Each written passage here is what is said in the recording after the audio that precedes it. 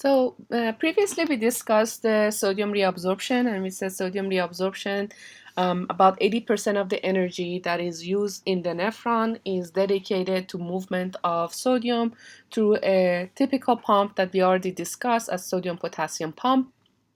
And with sodium, you also are going to move a lot of the other ions as well as not only ions but also glucose and amino acids, which we'll discuss in more detail as we go through each of the functions and reabsorption of each of the components. So looking at the sodium, let's just start by looking at the basolateral membrane. So in the basolateral membrane, you have the sodium potassium pump that I just mentioned, that I mentioned earlier. When this pump is working, you have 3 sodium basically being pumped out into the interstitial fluid and eventually reabsorbed. And while you do that, you also bring in 2 potassium into the cell, which is basically the cells lining up the renal tubules. On the apical membrane, you have created a relatively low sodium concentration inside the cell, right? Sodium is low inside the cell. So sodium wants to come in to the cell from the renal tubules. Therefore, when sodium is coming in from the renal tubules, which has high concentration of sodium, into your cells of the renal tubules, it's moving with concentration gradient, right? Moving from high renal tubules to the low, which is your cells. So with that, it can also bring in another molecule or another ion against its concentration gradient. So basically, the driving force for this channel on the apical side, we will either have a symporter, right, or an antiporter for sodium. Their driving force for both of them would be sodium. So what is sodium can move as it uses either as a symporter or antiporter? It can move glucose, it can move amino acids, it can move ions and vitamins. So potassium, however, as it comes in, it gets immediately back into the interstitial space because it has leakage channels. So you're kind of thinking what's going on. So let me show you on a picture and I'm kind of explain it in a bit more detail. So right here, let's orient yourself first. So just a step by step, guys. Yellow implies filtrate. These are the cells lining the tubules inside the nephron. This is your interstitial fluid, and here is your blood vessels. So we said on the basolateral membrane, we have sodium potassium pump. So you're gonna move 3 sodium out, right? Which eventually moves into your bloodstream. And using that pump with the use of ATP, you're gonna bring in 2 potassium in. That causes a low sodium inside the cell, right? And low potassium inside the cell and I'm gonna say it again. Low sodium inside the cell and high potassium inside the cell. So I have high potassium, so what I'm going to do is I'm gonna use my leakage channels and I'm just gonna push this potassium into the capillary network and reabsorb those potassium. Sodium is already been reabsorbed, so we're good to go for those 2 ions. Now, but what I have inside is now low sodium, which means compared to my filtrate is gonna have high sodium and inside the cell is gonna have low sodium. So what does sodium wants to do? It wants to diffuse, right? It's not a process of diffusion, but sodium wants to diffuse because it's gonna go from high to low. So the driving force would be sodium moving from high to low, moving with gradient. While it's moving, it's gonna move these components, which is glucose, amino acids, and other ions and vitamins with it as well against their concentration gradients. So, but both of these arrows for all of these components as well as sodium are both moving in, which means the process we're using to move it is a symporter. Sodium is the driving force, right? driving force, and it's moving with, important, with concentration gradient, right?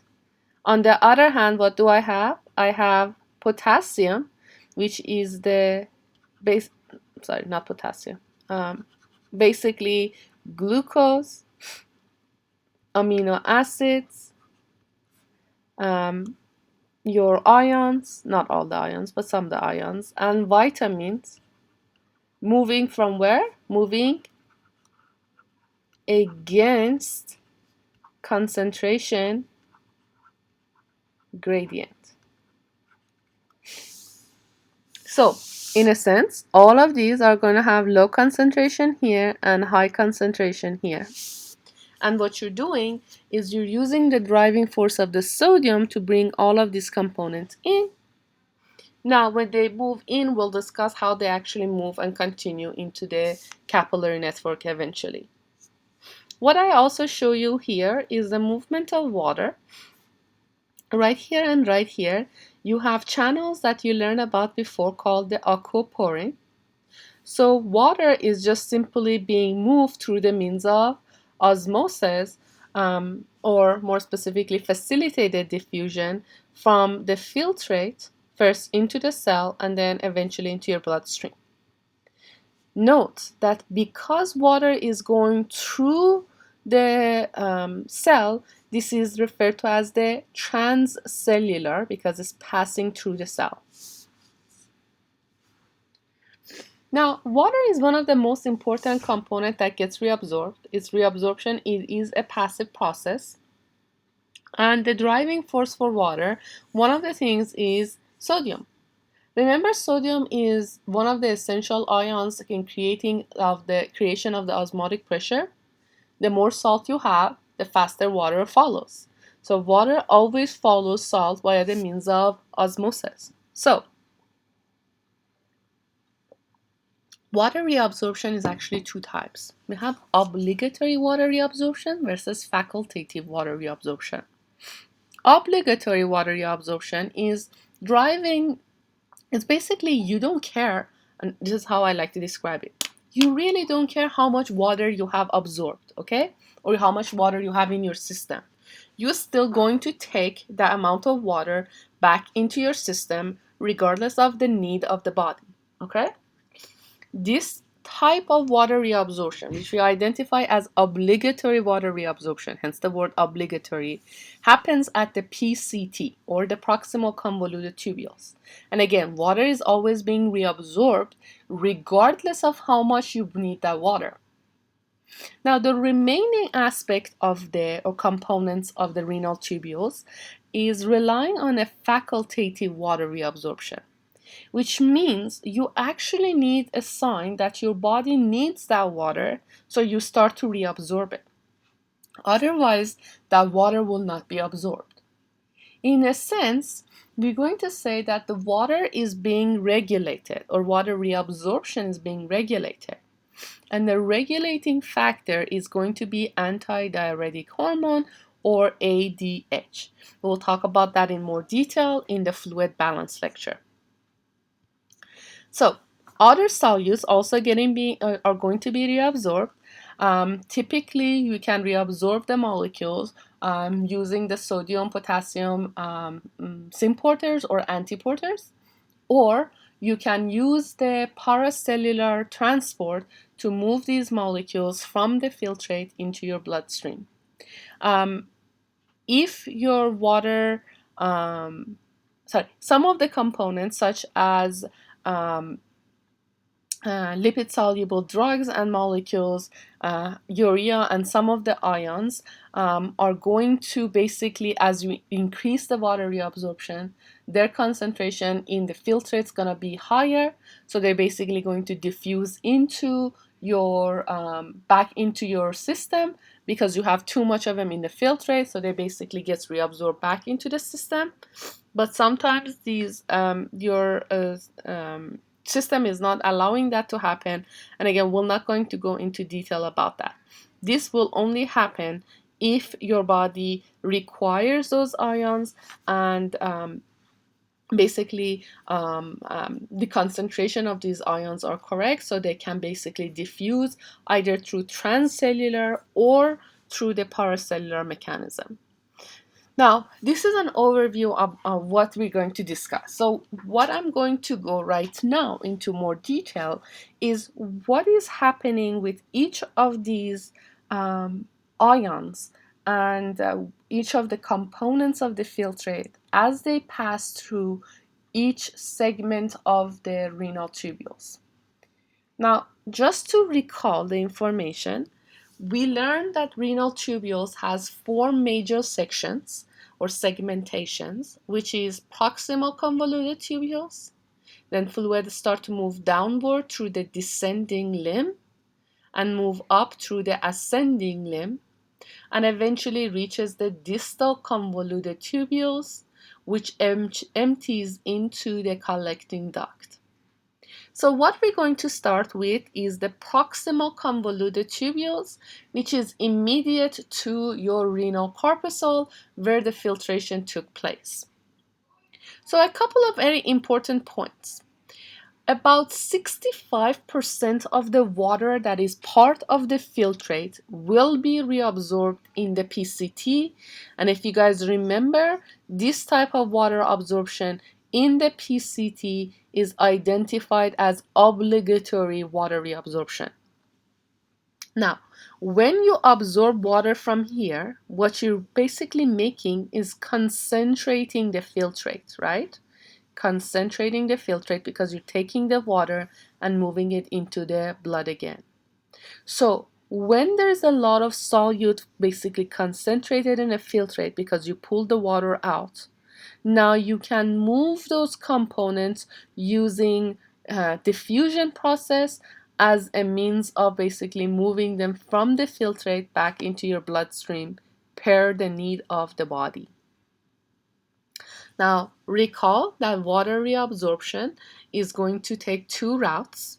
It can go through the cell, which means it's required the aquaporins or the pores of water to basically be present on the apical side as well as the basolateral side. And the second mechanism is the paracellular route, which basically water is going to pass through the through the tight junctions and be reabsorbed back into your bloodstream. So either of those techniques are very effective on completing the obligatory reabsorption of water in PCT. So let's continue while looking at how the other ions and components are being reabsorbed. This was mentioned earlier, but again, we're going to review this in the terms of the movement of these molecules from the filtrate back into the blood. So we talked about the sodium-potassium pump and the fact that 80% of the energy that are being used by your nephron is basically dedicated to the sodium-potassium pump. Now, I'm going to show you the picture and I'm going to explain it on the picture. And yes, it looks overwhelming, but it's really basic, so bear with me. So right here, what I have is you have your sodium-potassium pump, which we already mentioned, 3 sodium out, 2 potassium in, and this is on the basolateral membrane. Sodium is just going to basically diffuse into the capillary network, our peritubular capillaries, and the potassium is now going to be high inside. So all I need to do is basically leak the potassium out of the cell and into the bloodstream. So this movement creates a low concentration of sodium here, correct? In filtrate, however, I'm going to have a high concentration of sodium. So with that, I can move a lot of molecules into the cell. And what are those molecules? One of the really good example is glucose. So glucose is going to be high here. Sorry, it's going to be low here and it's going to be high in here. So it's moving against this concentration gradient. But the driving force to move that glucose into the cell and eventually into the peritubular capillaries would be the sodium moving in. Think about it this way. Sodium is the driving force, and with it, it's going to pull glucose alongside with it. Now, glucose is inside the cell. So how do I move it from the cell into my peritubular capillaries? For that, I'm going to rely on these channels, basically glucose channels. And because now glucose is high here and it's going to be low here, I'm going to basically diffuse the glucose out of the cells in within the PCT. But it's not a simple diffusion because I need a protein. There's a protein involved. So the process of moving glucose would be what? Facilitated diffusion. So facilitated diffusion on the basolateral membrane is the driving force for moving glucose from the cells into your capillary network. On the apical side, however, the driving force is a symporter, which is driven by the sodium concentration. Now, I don't only move glucose this way, I can also move amino acids, and you can please add that you can also move vitamins and some of the ions as well, but we're not going to get into details about this. So, while this is happening, I also have the passive transport of some of the lipid-soluble substances. Remember that the plasma membrane is going to be mostly fat, and fat or lipids like other lipids. So, molecules that are considered to be lipid-soluble, and I haven't gone into detail about them, but if you do have lipid-soluble molecules, they can easily pass through the bilayer membrane and get into through the means of the mechanism that we described earlier, which we refer to as what? Transcellular, right? Some of the ions as well as urea also going to pass through the tight junction. So this is your paracellular route. So far I have moved glucose and sodium as well as potassium. Note that 65% of sodium and potassium is going to be reabsorbed this way, but 100% of glucose, 100% guys, 100% of glucose, amino acid, and vitamins are going to be reabsorbed in the PCT. Which means if you have glucose and that glucose was too much that your body couldn't reabsorb all of it, glucose remains inside the renal tubules and eventually will be excreted, and you test positive for glucose in your urine. So understand this again. I'm going to repeat this.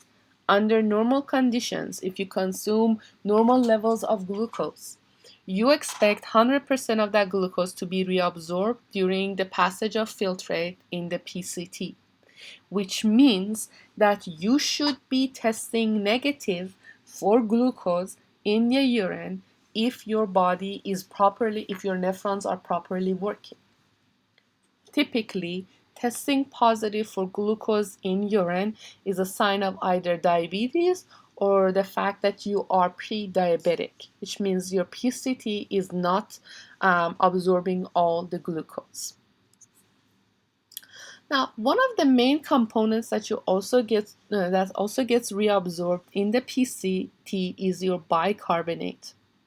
So before you even look at this, and yes, you do need to know this, but before you even get to that, we're going to recall an equation we learned previously in Unit 3. And that equation was CO2 plus H2O gave us H2CO3, which eventually broke down to HCO3 minus and hydrogen ion. So we're going to look at this equation. It looks very complicated, but this is literally the equation we're looking at. So let's start with your sodium potassium right here, okay? So sorry, sodium hydrogen. So right here, remember we had low sodium here, correct? And high sodium here, correct? So I want to bring sodium in with concentration gradient. Now this type of channels that you show right here are considered to be what? Sodium hydrogen antiporter, which means one ion is gonna move inside while the other one's gonna move outside. So sodium is gonna move with concentration gradient into the cells, while hydrogen is gonna move out with its concentration gradient. Sorry, against its concentration gradient. So this is going to be the case. Okay, so against concentration gradient, with concentration gradient. One is moving in, the other one's moving out. So now I have additional hydrogen in my filtrate. I have bicarbonate in my filtrate. Mix them up and you get what? H2CO3. And you can break that down to what? Water and CO2. Now remember, CO2 can diffuse. It doesn't need anything. It doesn't need any help, right? So it's just a simple diffusion. So CO2 comes in and gets combined with the water within the cell to form what? H2CO3, which gets broken down to what? HCO3 minus, which is your bicarbonate, and hydrogen ions.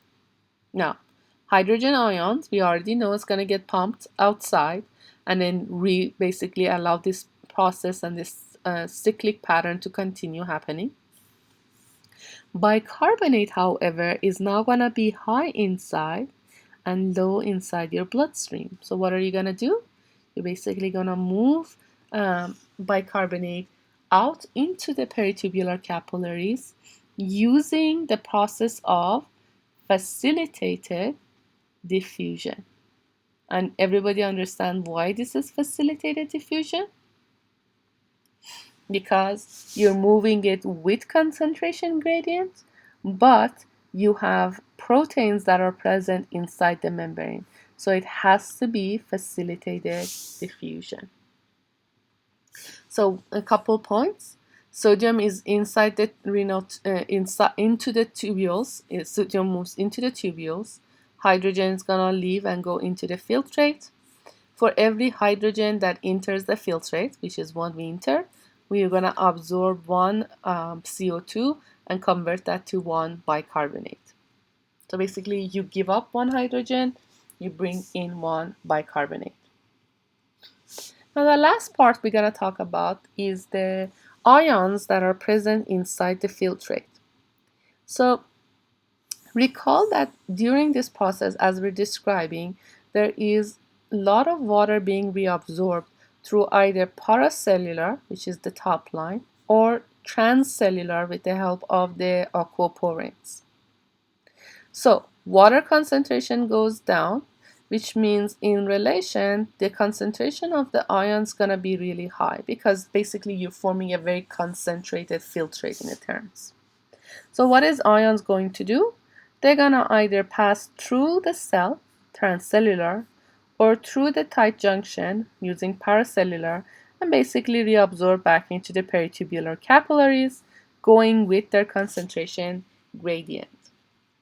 But in addition to that, you also have another driving force for the positive ions. What is that driving force? Is the chloride, which is your negative ions. So chloride has the highest change or highest movement when the ions are being moved from their high concentration to low concentration. So basically what that means is there's a lot of chloride that's going to be reabsorbed into the peritubular capillaries. Now remember the concept that opposites attract. So when chloride, which is a negative charge, is going to be reabsorbed at high percentage, what is it going to do? It's going to pull along all the positive ions that you have with it as well. So chloride, which is the negative charge, is going to attract the positive charge. So more positive charges, which are associated with potassium, your calcium, magnesium, to also move into your peritubular capillaries. Notice that urea is also moving. Urea is small enough that can also be diffused back into the cell, even though you don't necessarily want that urea. But it is small enough and it has high concentration inside the filtrate, so it will move to the peritubular capillaries. Okay, so I'm going to stop. Oh, let me just over this slide as well to just kind of give you an overview. So the percentage of things that are being reabsorbed, we are reabsorb 100% of the amino acid, glucose, and vitamins using your sodium symporter and then facilitated diffusion. You have 65% of reabsorption of water using obligatory reabsorption mechanisms, either para or transcellular.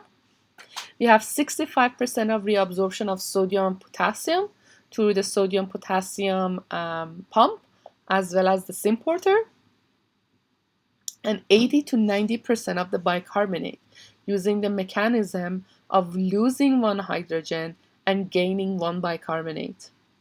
About 50% of the reabsorption of chloride also takes place, and the rest of the ions, they actually vary depending on how much your body has consumed and basically what is the ratio and what's the driving force for their diffusion. So I'm going to stop here and then we'll continue with the nephron loop in your next PowerPoint.